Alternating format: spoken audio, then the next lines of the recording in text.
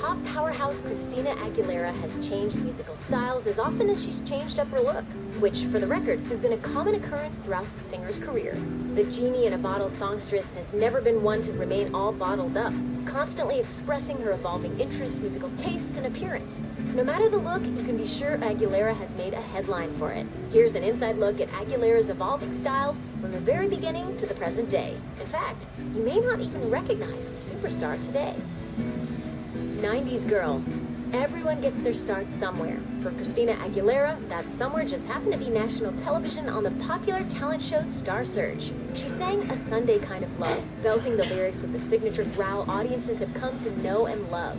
Dressed in a super snarky black sweater, complete with straight bangs and a half ponytail, Aguilera's look could best be described as quintessential 90s girl. You are tiny to have such a big voice. I'm so envious of you. There are a lot of grown-ups in this building who are saying, gosh, if we could only sing like that.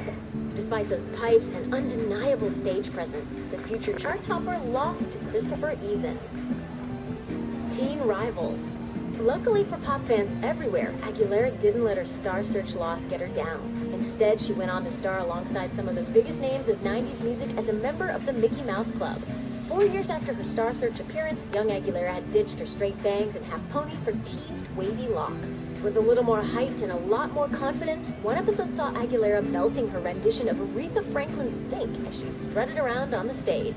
As Us Weekly noted, watchful eyes can spot a young Britney Spears, Aguilera's infamous frenemy, acting as a backup dancer for the girl who would go on to be her most notable competition. Mulan Makeover.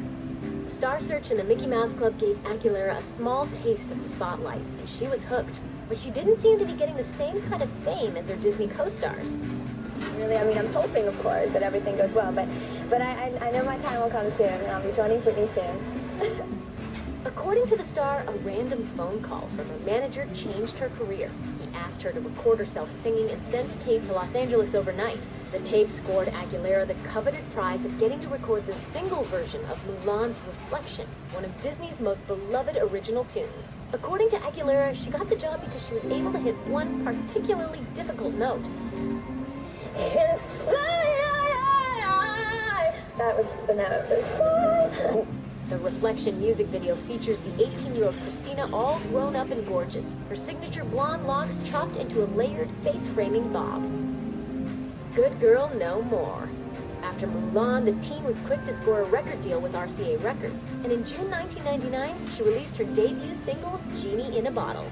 The song's music video showed Aguilera with a brand new look. The star's layered, platinum blonde bob had grown to her shoulders, and her teal eyeshadow and glossy lip inspired teen girls everywhere, while some critics considered the contents of the song catchiest tunes.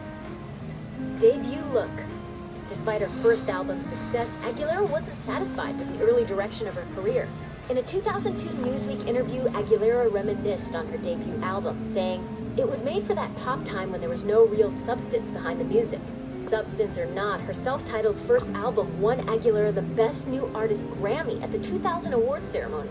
But she had aspirations greater than winning awards for songs she wasn't passionate about. One of her first moves in that direction was lending her talents to Lady Marmalade, the hit song from Moulin Rouge. Aguilera may prefer not to be reminded of the dreadlocks she sported from 2001 to 2002, but the internet forgets nothing.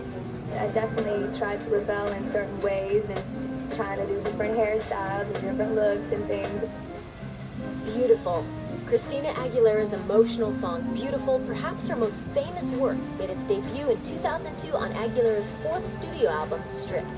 Rolling Stone praised Stripped for being almost an album for grown-ups, noting its overall message of being true to oneself. In a 2012 interview, Aguilera thanked them, saying, "Even when I felt I couldn't stand, the LGBTQ community helped me up and supported me." The Stripped era saw a softer side of Aguilera. Much like her album, she stripped her look closer to the basics, sporting long, blonde, and black locks. Mom image. In 2005, 3 years after the release of Stripped, the superstar became engaged to music executive Jordan Bratman. 3 years after their nuptials, the couple welcomed their first child together. To commemorate the special day, Aguilera released an adorably sweet music video set to Save Me From Myself, a song from her 2006 album, Back to Basics.